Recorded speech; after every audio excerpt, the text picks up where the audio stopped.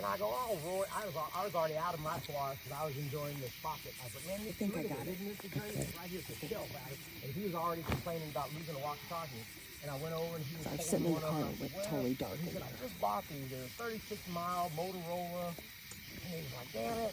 And he looked at the other guy, whose name was Dave, on an ATV, and he said, Dave, would you go back with me in the morning so we can go back and see if we can find it? And Dave was like, yeah.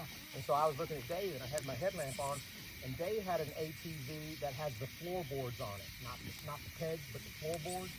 And on his floorboard, there was a piece of paper under his boot. And I go, Dave, I said, you're losing stuff too. And I pulled it out, and it was a photograph. And I go, what's that? He goes, he put his hand in his pocket, and he pulled out a whole wad of photos. He goes, oh.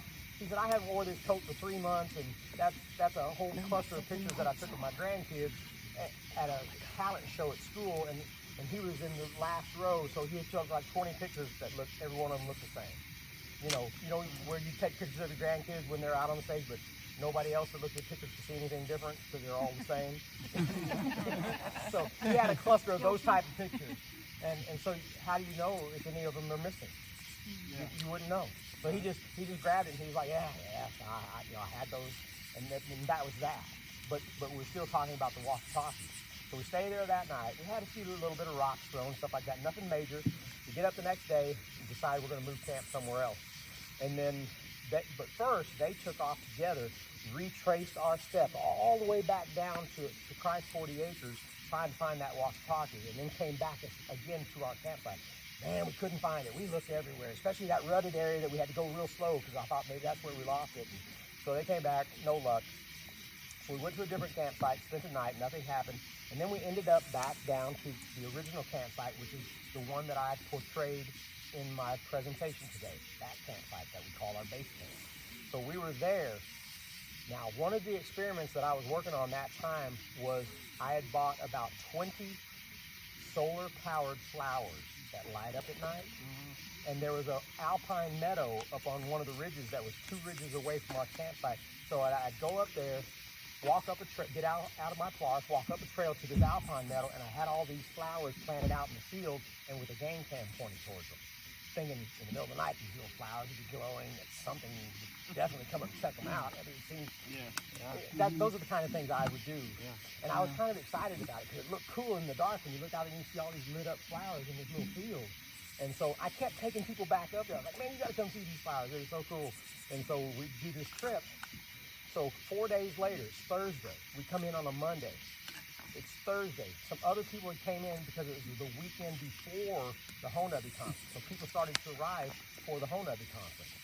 And so they come into camp, and I said, man, you got to go up there and see these flowers with me. I got the game cam set up. It's so cool. And they're like, cool. They hop in the Polaris, and we start to head that way. And we go around the bend. And now, I've been on this road 100 times, or this logging road 100 times, taking other people up and all this stuff.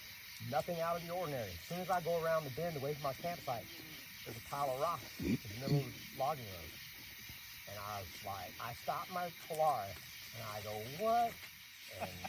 And that's the language I use. And I was pissed because when I'm around people, nobody throws a rock. I will not have no one throwing a rock and trying to play games and be funny. And so my words were something I was already not happy about it. So I get out, and I go over there, and there was an old Alco bag. You know the store Alco?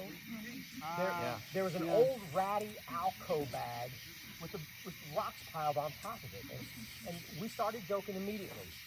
Bigfoots did that. I said, okay, so I went out there and made a spectacle out of it. I was like, okay, Bigfoot, funny, good joke. And then I picked up his Alco bag, and I looked at it, and there was a receipt in the bottom, and I waved it around. I was like, all right, Mr. Bigfoot, we'll clean up the trash. I know we're a trashy species. So I walked over to the Polaris. I made a big spectacle of shoving that trash behind the seat, went back out and picked the rocks off the road. And then we got in, forgot about it, took off. We went up, looked at the alpine meadow with all the flowers, came back down. I said, you guys want to go back the way we came, or do you want to continue on down this way and hit the road and come back up to camp the other way? They're like, let's go the other way. I said, all right. So we went that way. As soon as I get around the bend, there's another rock pile. I go, what? This time I was like, Mike, you get out and kick that one off. He's like, all right. And Mike he's the one who just arrived. So Mike, anybody know Mike Hall from Texas?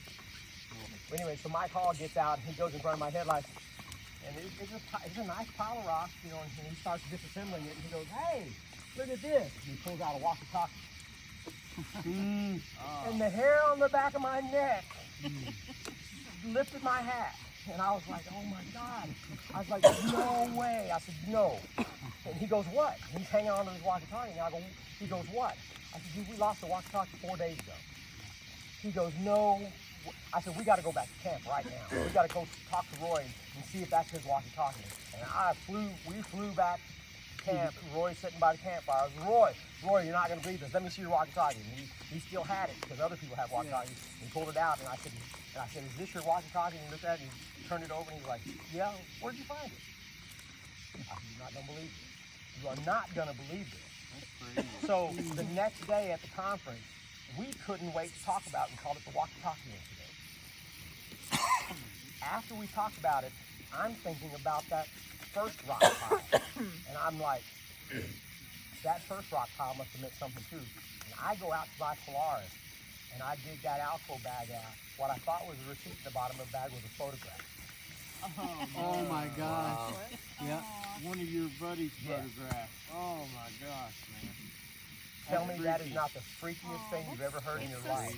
That's weird. They knew which way you were gonna go. See, that's precognition. Yeah, they knew I the still route think you were about gonna that take. story all the time. It blows my mind. It's like they know